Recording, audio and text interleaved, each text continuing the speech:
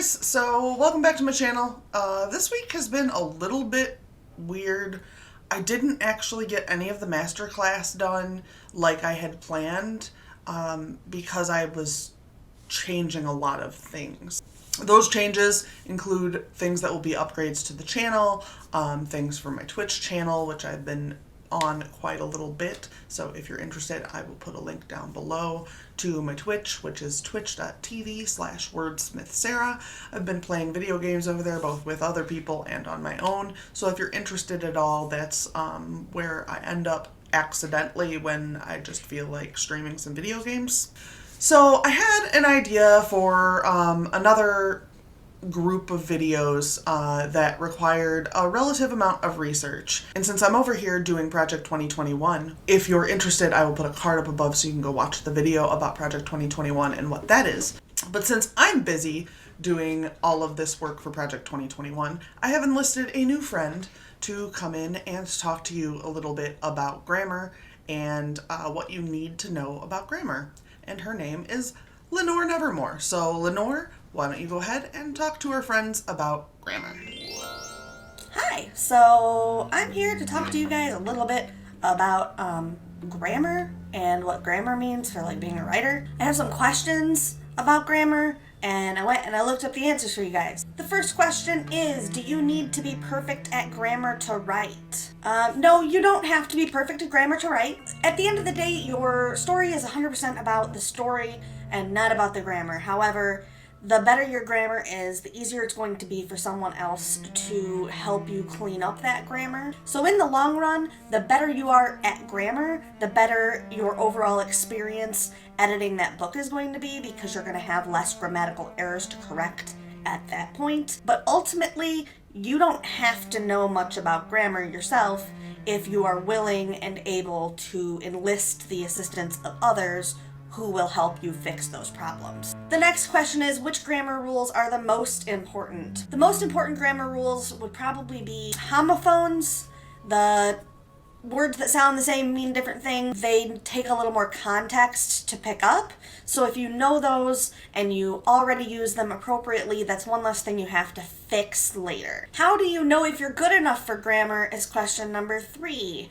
The way you know you're good enough at grammar is that you probably should test yourself. I would assume you think you know the rules and you're not probably misusing grammar on purpose. So if you take a test, that can help you. I'm going to throw some tests in the description down below so that you guys can go and take those. The next question is, who do I go to if I need to get my work checked for grammar? Grammar should be addressed probably toward the end of the process, mostly because those issues will just compound as the story goes on. And so if you correct it at the beginning, by the end of it you're going to need to correct it again, so it's best to just correct it at the end. And that would be a proofreader typically who would do that, and they would also cover misspellings, punctuation, and typos. The next question is, what experience should one have who does work looking at grammar for other people? I did look this up, I did a lot of research, and it appears that the biggest credential is the amount of time they've done it. Most of the people I see who are considered to be professional editors, without a doubt, no question asked, do have some sort of degrees, but I think that isn't necessarily related because those degrees don't always seem to have anything to do with writing or language or anything like that. So I do believe that those degrees are probably coincidental rather than the reason that those people are picked. It appears to me that just the more things someone's proofread, the more likely they are good at it. There are some different credentials you can get, different courses you can take and things like that. You kind of have to look at those individually based on how those courses vary in validity. So just keep that in mind. You might need to do some legwork if you don't personally know someone who can give you some referrals. And the last question is, should I use perfect grammar all the time? And in fiction, the answer to that question is almost exclusively no. Human beings vary so much that it is unlikely that you will find many of them who speak in perfect English. That's just the way language works. So if you have characters who speak perfectly all the time, it's probably going to come across a little odd to most people. So that is worth noting when you're making a decision as to how much grammatical correctness you're using in any particular situation. But I think that's all I've got for you guys, so I'm going to let Sarah take back over. Yeah, have a good one. Thanks for hanging out with me. Bye, guys. Thank you so much, Lenore, for coming in and talking to our friends about grammar today. I appreciate that a great deal. If you have any questions about the stuff that she talked about, feel free to leave them in the comments section down below, and we will get some answers for you. So we'll add those into the next video that Lenore shows up on. And yes, Lenore will be back in a short time to talk a little bit about other parts of the writing process that might have more complex answers and questions.